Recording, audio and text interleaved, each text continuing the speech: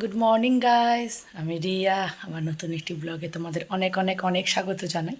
আমি তো অনেক ভালো আছি, আশা করি তোমরা অনেক ভালো আছো। তো আজকে হচ্ছে সোমবার। তো এখানে শিলিগুড়ি বাড়িতে সকালবেলার অনেক দিনের পর ফার্স্ট ব্লগ শুরু করছি। তো সকাল সকাল উঠে গেছি, উঠে কি এখানে জলের খুব সমস্যা। কালকেই বলছিলাম যে জল আনতে যেতে হয়েছিল রাস্তায়। তো সাত সকালে উঠে জলের ড্রামটা বসিয়ে দিয়েছি, এখনও ভরছে না, আর একটু বাকি আছে। ওই যে জলের ড্রাম বসিয়েছি। ঠাকুরের বাসন টাসনগুলো মেজে নিয়েছি অলরেডি, বিছানা চাদরটা তখন পাতা হয়নি, আস্তে ধীরে পাতবো। গরম হয়তো ভালোই পড়বে। আজকে তো জন্মাষ্টমী, আমার বাড়িতে গপু আছে, মানে আমার বাপের বাড়িতে গপুনাথের আজকে জন্মদিন। গপুনাথকে হ্যাপি বার্থডে। হয়তো অনেক লেট হয়ে যাচ্ছে বলাটা, তারপরে হ্যাপি বার্থডে গপুনাথ। গুঠু মেনকে আমি গুঠু রাখি। যাই হোক, এই হচ্ছে ব্যাপার। এখন আস্তে আস্তে কাজগুলো করি, পরে কথা হবে।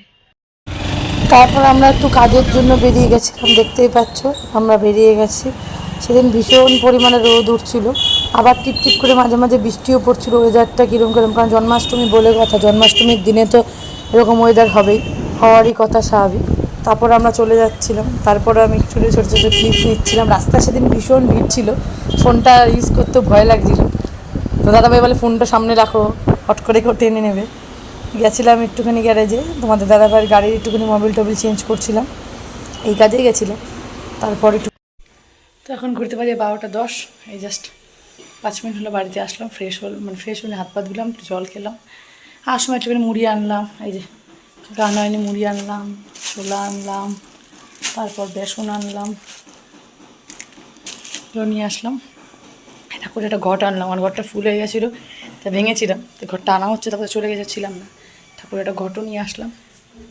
তো এখন যাবো রান্নাবাড়ি করতে, শর্টকাট রান্নাবাড়ি করবো। বলছিলাম আমার শরীরটা ভালো ছিল না, শরীরে কোনো এনার্জি নেই। আস্তে আস্তে করে সকালে তো ব্রেকফাস্ট অনেকক্ষণ আগে আমাদের কমপ্লিট হয়ে গেছে, মোটামুটি 9:30 পৌনে 10টার মধ্যে ব্রেকফাস্ট একদম ডান।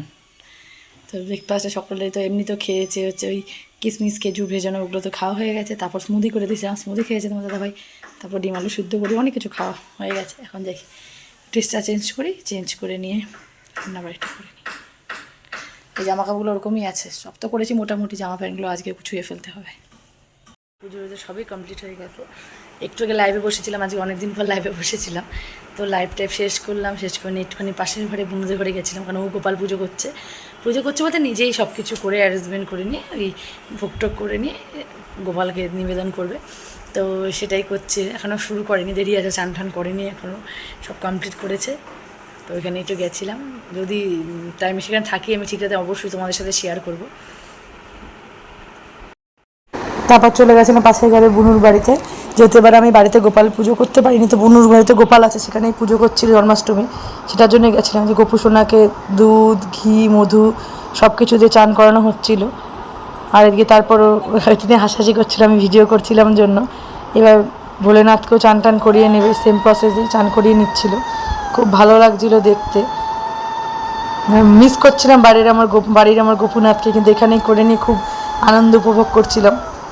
খুব সুন্দর করে দেখো সাজাচ্ছিল, খুব ভাল লাগছিল দেখতে। এবার গপুকে সাজিয়ে নেবে, নতুন ড্রেস পরাবে গপুকে, নীল কালারের একটা জামা কিনেছিল ওরা। এবার আমার বাড়ি গপুর জন্য নীল কালারেরই জামা কেনা হয়েছিল। গপুর গয়নাগাটিগুলো বের করছিল সব সাজানোর জন্য, এই সেই করে করে গপুকে সাজাবে জন্য। একটা সেটটা করে প্রথমে মালা পরিয়ে নিল, কানের পরাবে, তারপর হচ্ছে দিয়ে দেবে, কে বলে ওটাকে, তোমার একটা বাঁশিও দিয়ে দেবে। খুব সুন্দরভাবে সাজাচ্ছিল, ভালো লাগছিল দেখতে। নতুন হলুদ কালারের এবার মানে ঠাকুরের আসনে পাতার জন্য নতুন হলুদ কালারে কিনেছে, খুব ভালো লাগছিলো।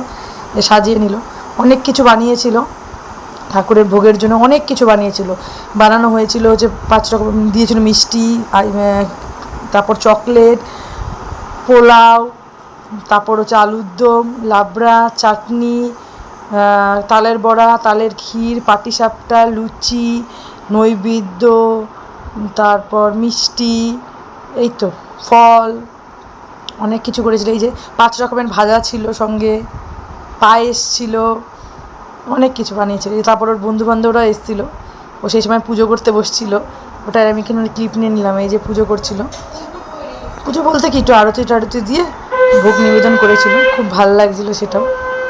আমি সবটাই শেয়ার করার চেষ্টা করেছি তোমাদের সাথে, তোমাদের জন্য সব ভিডিও বানাই। তোমরা অবশ্য বলবে ভিডিও কীরকম লাগে তোমাদের আমার ভিডিও দেখতে। এখনও আরতি করছিল, কাকিমণি আবার বলে বলে দিচ্ছিলো এটা কর সেটা করো, বলছিল না করছিলাম তো আমি। ভালো লাগছিলো, মানে মনটা পুরো ভরে যাচ্ছিলো পুজো দেখে। আমার বাড়ির গোপালের কথা মনে পড়ে যাচ্ছিলো বারবার করে। এবার আমি এই জন্য সেভাবে কিছু, মানে আমাদের এত এলাই করে করা হয় না কোনো বাড়ি, ইচ্ছা আছে আমার একবার করবো। যাই যদি ভগবানের দান থাকে ঠিক অবশ্যই করবো একবার। আরতি টারতি দিয়ে দিচ্ছিলো, ধূপদানি বা বলছিল সন্ধ্যাটাও একবারে দিয়ে দে, ওটা সব বাড়িতে দেখিয়ে দে, ও সেটাই দেখিয়ে দিচ্ছিলো। এই যে আমাদের গোপুর আসনটা খুব ভালো লাগছিলো। এবার বন্ধু বান্ধবদের একটুখানি ক্লিপ নিয়ে নিলাম, ওরা হাসাহাসি করছিলো। আরও টুকটাক কয়েকজন এসেছিলো, মানে আমরা, আমার উপরে মালিক থাকে তারা, ওরা তো ভাড়া থাকে এই বাড়িতে। তারপর পাশের বাড়ি বৌদিরা, আরও পাশে আশেপাশে দিয়ে আসা হয়েছিলো, ওরা আরও বন্ধু এসেছিলো, সবাই মিলে খুব আনন্দ হয়েছিল। প্রণাম করে দিচ্ছিলো, এখানে কত ফটো তুলে দিয়েছিলাম ওর কতগুলো, ভালো লাগছিলো এই পোজে। তারপরে যে খাবার বেড়ে নিচ্ছিলো, মানে প্রসাদগুলো বেড়ে দিচ্ছিলো। এছাড়াও এছাড়াও খিচুড়ি আর লাবড়াও করা হয়েছিল সবার জন্য, কারণ এটা তো প্রসাদ, প্রসাদের পর হচ্ছে বাকি জিনিসও নিবেদন করা হবে। খুব আনন্দ লাগছিল সেই ইয়েগুলো দেখে নিয়ে, সবাই মিলে খুব আনন্দ হয়েছিল সেদিনকার। তোমার দাদাভাই ঘরেই ছিল, তোমার দাদাভাই পরে গেছিলো, আমি অনেক ওদের যতটুকু পেরেছি হেল্প করেছি। ভালো লাগছিলো পুজো টুজো দেখে।